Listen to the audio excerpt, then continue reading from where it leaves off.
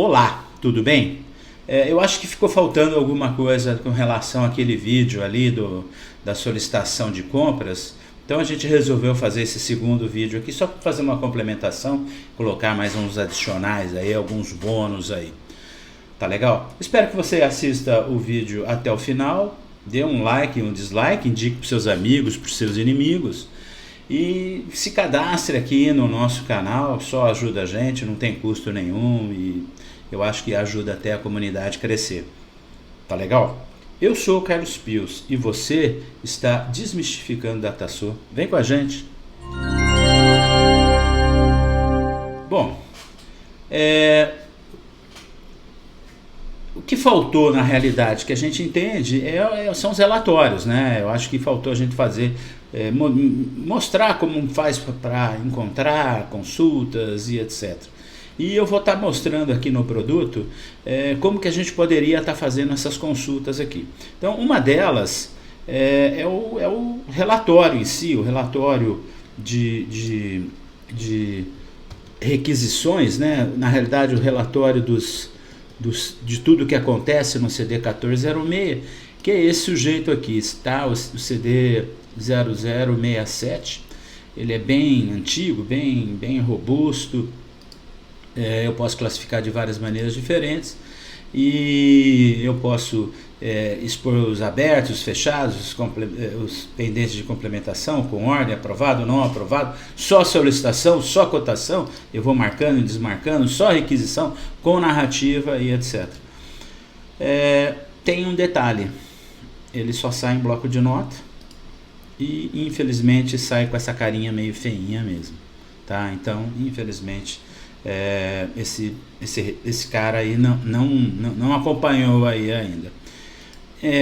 Fora esse relatório, a gente tem a consulta do CD 1420, que é uma consulta também bastante antiga e também ajuda a gente aqui nessas consultas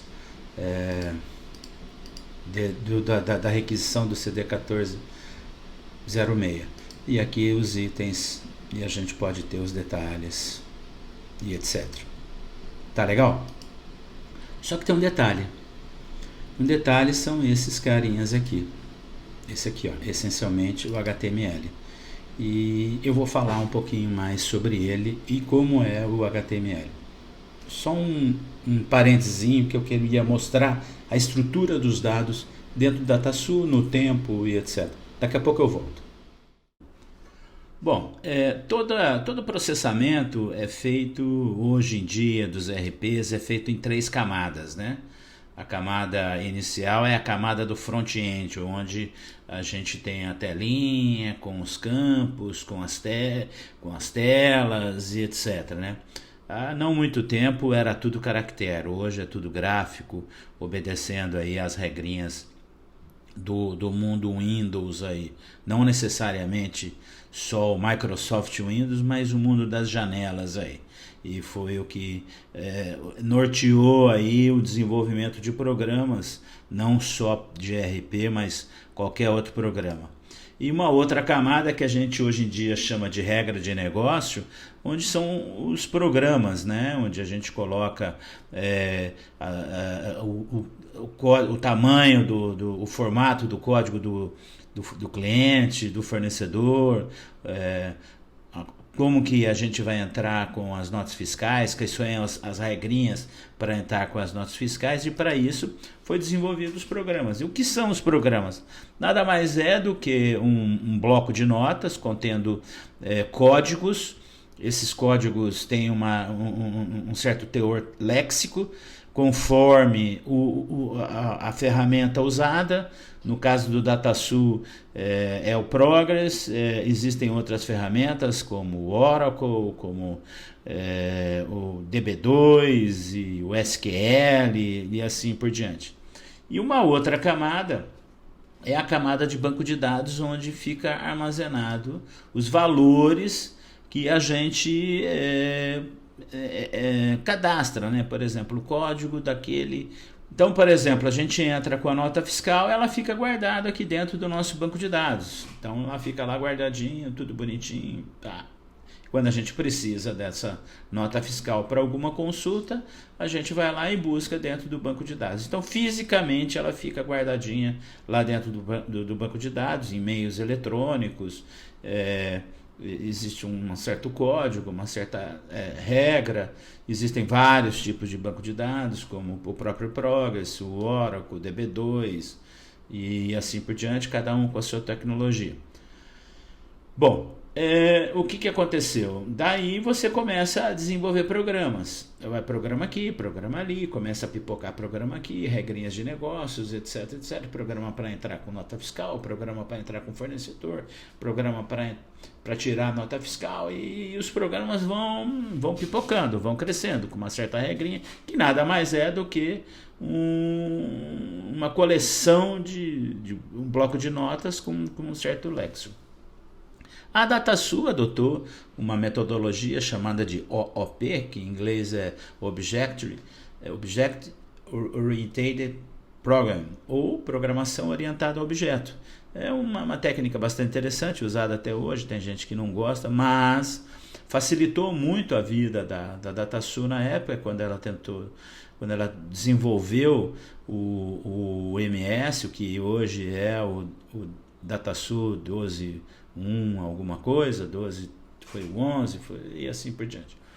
E essa orientação a objeto fez com que facilitasse muito trabalhar com 3 camadas, como a gente defende e define aqui os RPs.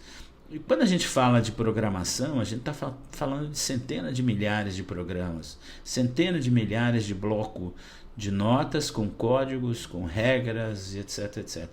E no banco de dados também existem alguma parte desses programas estão dentro do banco de dados, né? Umas regrinhas também que a gente chama de trigger, né? Normalmente usada de trigger.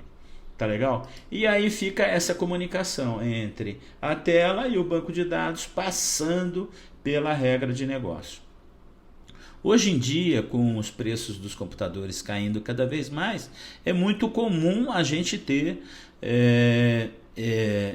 computadores separados para fazer essas atividades. Então, por exemplo, eu posso ter um computador dedicado para a regra de negócio, onde a velocidade de acesso ao HD não é tão importante. Então, ele tem que ter lá um processamento rápido e etc. E eu posso ter 1 ou 2 ou 3 computadores de banco de dados onde fica armazenado o banco de dados, e fora isso eu tenho aqui o meu computador, a minha estação aqui, que por isso que a gente define que são 3 camadas. Bom, aí veio a internet. Os concorrentes da DataSul começou a desenvolver para a internet, programas com ferramentas de internet, e o Progress na versão clássica que a gente conhece, né, no 4GL, não se adaptou a esse mundo de internet, as interfaces de internet. Por isso que a DataSul lá atrás, muito antes de ser comprado pela TOTUS, ela fez uma parceria com a Adobe. E a Adobe naquela época tinha a ferramenta chamada Adobe Flex, que prometia essa flexibilidade de trabalhar nos principais browsers aí, como o Internet Explorer, o Safari da Apple e o Chrome e assim por diante. E da mesma maneira interagiu com os bancos de dados, passando pela camada de regras de negócio. Até aí tranquilo, beleza, já estava desenvolvendo. O fato de ter essa programação orientada a objeto ajudou bastante, porque aí os programas que tinham que ser trabalhados seriam os programas de front-end, os da tela lá, tá?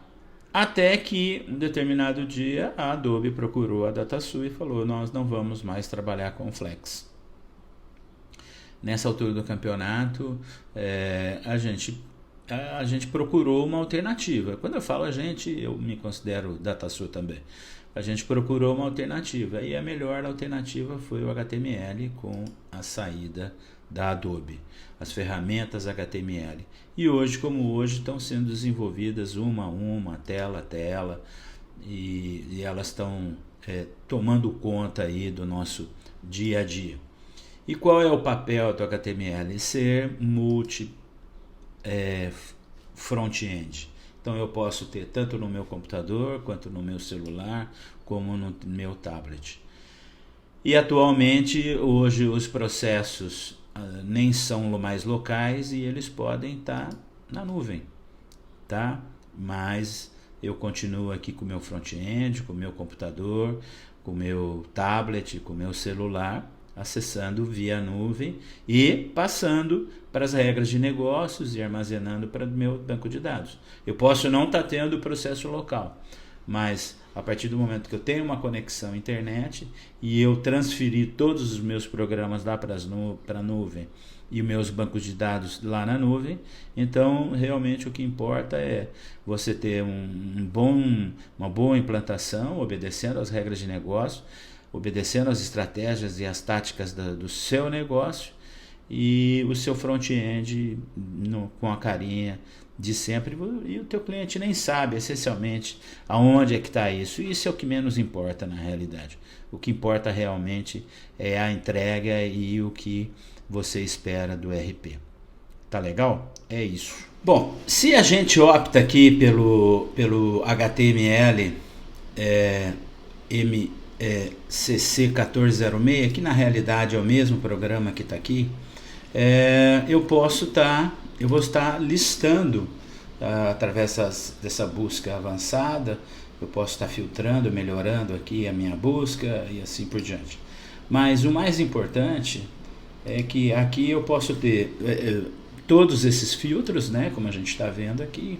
A gente pode exibir detalhes, o que facilita bastante a nossa busca aqui, e principalmente pelo fato de ser HTML. Além disso, faltou eu ainda comentar que a gente tem o 1406 em HTML. Olha só que interessante.